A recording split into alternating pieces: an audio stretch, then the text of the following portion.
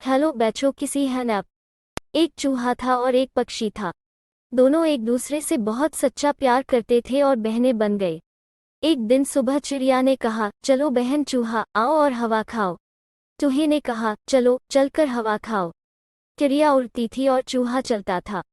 रास्ते में एक नदी थी। पक्षी इस नदी के किनारे बैठ गया और स्नान करने लगा। चिड़िया बोली, चूहा बहन तुम भी हाथ धो लो। जो चूहे हाथ मुंह धोने लगे वे नदी में डूब गए।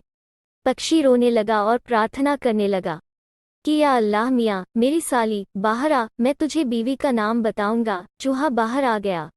आगे बढ़ते हुए एक हाथी चल रहा था। उसके पैरों के नीचे चूहे भी दबे हुए थे।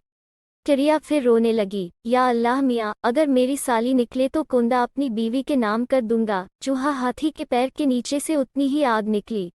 आगे जाने पर बहुत सारी कंटीली झाड़ियां थीं। चूहा भी उसमें फंस गया।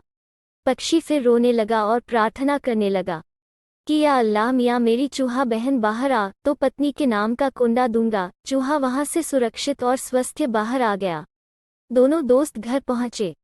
कोरा कुंडा नामक पक्षी मलिदा ने बाना की पत्नी का नाम बताया और उसे धन्यवाद दिया कि मेरी चूहा बहन हर जगह से सही सलामत घर आ जाए। एक दिन चूहे और चूहिया में झगड़ा हो गया। पक्षी कहते हैं वे दिन भूल गए जब लोग नदियों में डूब गए। चूहिया बोली, तुम मेरे बारे में क्या सोचते हो? मैं अपने हाथ धो रहा था। पक्षी ने कहा, वो दिन भूल गए जब हाथी पैरों तले रौंद रहे थे। चूहिया बोली, तुम्हें क्या हो गया? मैं अपने हाथों और पैरों से एक देवी थी। चिड़िया बोली, भूल गए वो दिन जब कांटे चुभते थे। चूहिया ने कहा, आप मेरे बारे में क्या सोचते हैं? मैं अपनी नाक और कान छिदवाता था।